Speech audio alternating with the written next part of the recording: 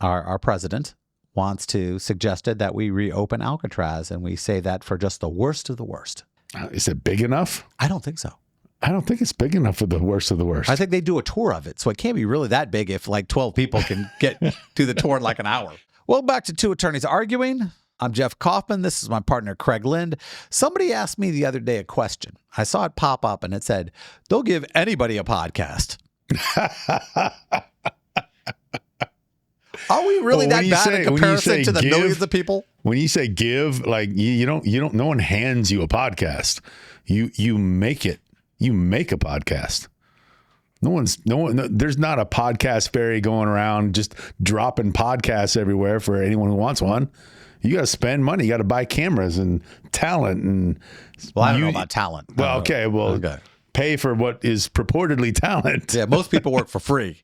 Now, the hard thing for me to take is that, listen, we actually discuss some legal issues. We have some fun with it and everything else like that. And I'm not putting up, there has to be approximately 5,000 people just putting makeup on during their podcasts. They're just makeup podcasts where the person's putting on podcasts talking about their day. Oh, they talk about, yeah, that's weird. And we get the complaint. We get the complaint from somebody. They'll give anybody a podcast. I was like, dude, we're actually talking about some serious issues. Yes, we get silly sometimes, but I was like, brushing their teeth, flossing their teeth while they're talking into the camera. The hardest thing about this job is the insecurities. You're the what? Yeah, insecurities. You have no insecurities. Oh, I do. I hate it. Really? You're in front of the camera all the time. You know how many comments You're on the radio all the time. You're on stage all the time. You've been, our audience probably doesn't know this. You've been in movies. So how could you have any sort of anxiety for any of this? You've seen me in the movie theater where the commercial with Jacob and I talking about autism awareness. Yeah. And I look over and I got the crazy eyebrows. And you have those all the time. Yeah, I don't need that. I don't need the world realizing this dude looks like he's nuts. Too late. It's too late. All right. Too late. I guess we got to get over it. They know. The insecurities. All right. I got the question of the day here. Let's see what we're looking at here. The reading of the question of the day, in case you guys are just joining, that has been removed from me. Alcatraz prison. Our president suggested that we reopen Alcatraz, and we say that for just the worst of the worst. Is it big enough? I don't think so. I don't think it's big enough for the worst of the worst. I think they do a tour of it, so it can't be really that big if like 12 people can get to the tour in like an hour. How many people can Alcatraz house? Nothing like a major prison that houses like 9,000 to 20,000 people. I don't think this island and getting people to the island and back from the island seems like a huge pain in the ass. I mean, you can't drive over. It's not like the Magneto from X-Men where they move the bridge over. Okay, I think probably Alcatraz, and I don't know this, so I'm kind of talking just based on my experience as a human being. I don't know any of this, but I'm going to bet that when Alcatraz was opened, there was probably some prison breaks going on here and there. And they go, yes, we'll put it on the island. Nobody can break out. It would seem at the time like a great idea. Yeah. Right. When Al Capone was getting busted out of prison. And so maybe an Alcatraz made sense back then. But now, today's prisons, are there lots of people breaking out of prisons now that we need to have the additional security of them being on an island? I don't know. I think it was just sexy for him. I think the president just was going, this sounds a little sexy. Let me talk about Alcatraz. Like Arkham? Yeah, this is our Arkham. Yeah. Now, Dave, what was the New York jail and prison? Rikers Island. Now, here's the problem. We don't manage our prisons that well now. For example, Rikers Island, a federal judge said, hey, listen, state of New York, you can't run this anymore. You're not good at it. We got to take this jail prison over. Did the judge have any stock in a private prison company? No. They just had a ruling like 15 years ago that they weren't taking care of business and that they had to fix it. And they didn't. They go, it's just a judge. Yeah, they get ignored all the time. I don't like being in contempt. I don't want to be in contempt. Well, how do you hold the whole state of New York in contempt if you're a New York judge? Don't. There's nobody ever responsible. Yeah. We find the state of New York responsible, and that's what I got to say about that. Yes. And you go, who's in trouble? We don't know. No one's in trouble. They go, who's a? Well, this guy used to run it. Now he doesn't run it. But Does somebody have to write a check? No. No. Anyone going to jail? No. No. Okay. I always love when they try to hold the government responsible. And somebody, every once in a while, a check gets written. But when they go, it's criminal. Oh, okay, well, who criminally is in trouble? Nobody. I'm not a fan of that. Now, what confuses me is this, is how many times do we actually get yelled at because they don't like our legal opinion? I don't read the comments, so I don't know how many times we get yelled at. Ignorant bliss, huh? Yes. Ignorant bliss. Is there anything other than unabashed adoration? No, there's terrible people. No, I can't believe this. They're horrible. Everybody agrees with us. They have to agree with me. Yeah. Oh, hey, is that fat Tom Hanks over there? Yeah. Does anybody disagree with me? I can understand them disagreeing with you. All the time. With me? All the time. I don't believe it. That's impossible. He dresses like he practices the law. That's what they say. But all I know is you're actually wearing buttons today, so I have to consider this formal wear. But yeah, people are mean. I made a comment about me. Yes. I can't believe this. Yeah, we delete a lot. We try to protect you. One of the hard things for me is they were making a comment about, you know how they have like TV law where you see this guy yelling at the judge and then tells the judge, we're not doing it.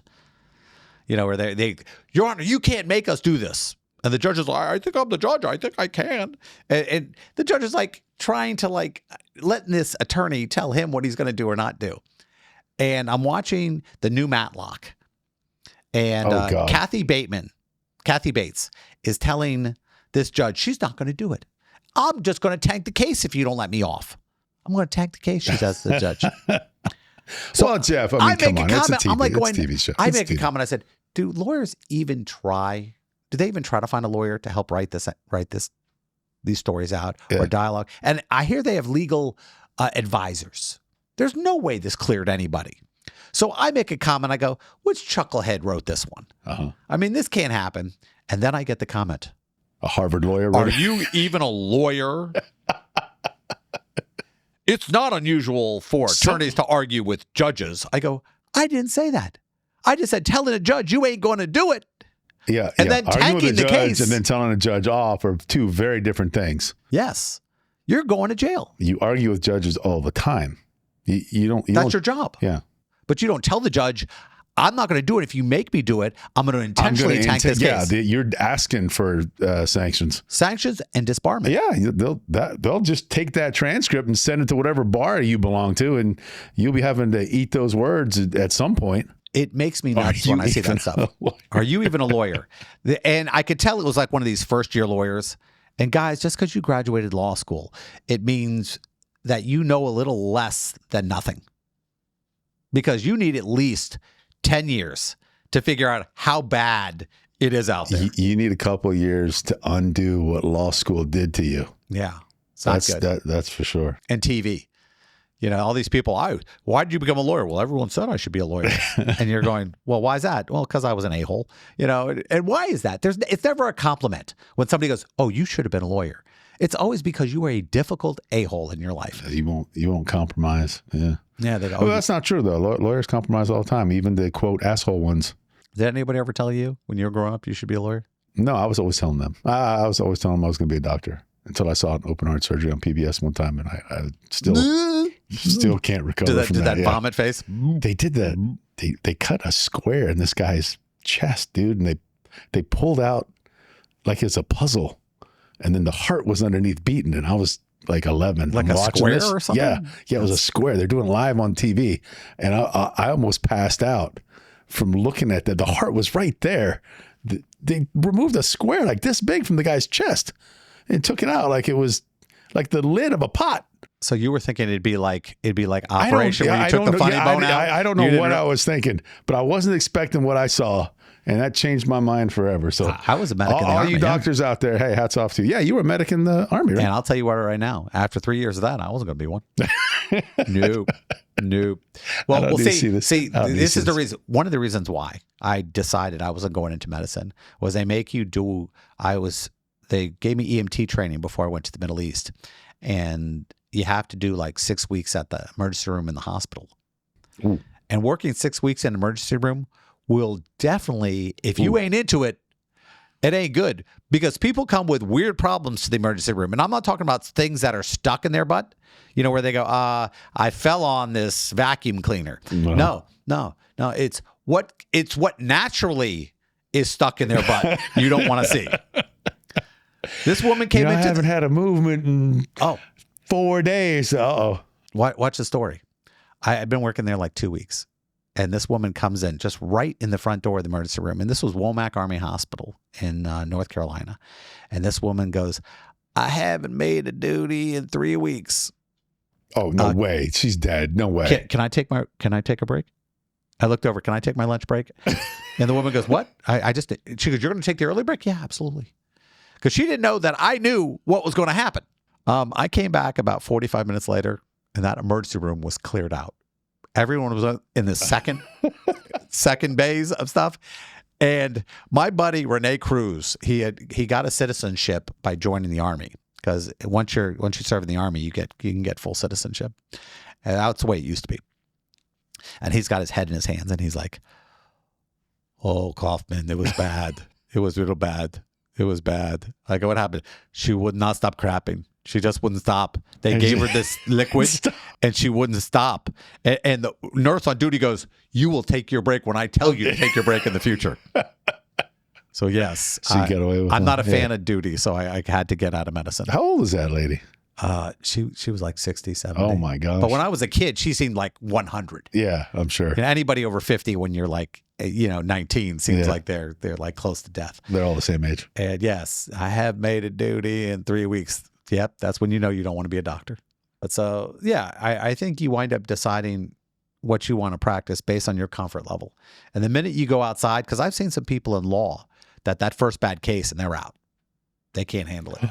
Yeah, that reminds me, one of my first trials, I had this lady was right out of law school, just like me. And we had a criminal trial in Seminole County, and she lost. And she was beside herself. I lost? And she quit the practice of law. I'm out. She went to go teach like middle school after that, like one loss. Participation trophies. That's what does it, man. I couldn't believe it. I had a young lady in Georgia, and after a hearing, I walked up to her to talk about negotiating the deal, and she's crying. You were so mean to me. All right. Well, listen. I was in shock. I was like, I didn't know how to handle that. I was like trying to apologize. I'm going, are you okay? And I'm thinking to myself, somebody has to lose. Yeah. I'm going to take a different position on that because I know we're supposed to say things like, hey, get better at churning out better attorneys and stop doing all that. No. Don't stop. Hand out all those participation trophies. Please continue to produce those kinds of people who cry because they think that you treated them mean. We crushed those people. I need for those to be the kinds of people that are on the opposite side of me in a courtroom. I love that. Please continue to produce mediocre attorneys. Thank you. Especially Harvard, Yale. Please continue to do what you're doing. I've seen your product in the courtroom. Please continue to do that. I don't like it. I don't like it because I think what happens is the people they represent get screwed. And I'm not talking just about us because, they're going to be, all their cases aren't just with us. It means there are a lot of people getting bad representation and they hate attorneys because when your attorney sucks, you think that's how all attorneys are. So I'm not a fan. I'm not a fan of that. And I don't like winning the laydowns. You don't like beating baby seals? No. I like winning if somebody's good. If I know somebody's sure, good. that's a bigger feather in the cap. But, I got a lot of cases. And if 9 out of 11 are crappy, mediocre type, participation type folks, by all means, let me concentrate on that 1 or 2 guys that's actually really good. So we can agree that Alcatraz is a bad idea? Bad idea. Veto. It's too bad it's President Trump's idea. I have an idea. Ooh, I'm going to get in trouble. I'm going to get in trouble. Okay, some of these island countries that aren't doing so well? Yeah. Yeah, we put a prison there. They'll get all the money. They'll have great federal funding and everything else, and it'll be a private so we could prison. Rescue Haiti by building putting a prisons on federal Haiti. prison. Yeah. So we And signed then a they have enough contract. money. We signed a contract with the government of Haiti, Exactly. right? Like, I'm liking this. Yeah. And we give them lots of money. Got it. And then if they escape, we're not really that concerned about how secure the prison is. If you escape, you're, an ocean away from the United States. Like you take one of these Bahamian islands, like the ones they build all these, like Coco Cay or something. And we say it's Coco Prese. The Disney cruise will go by. Just wave There'll at be people. convicts swimming out.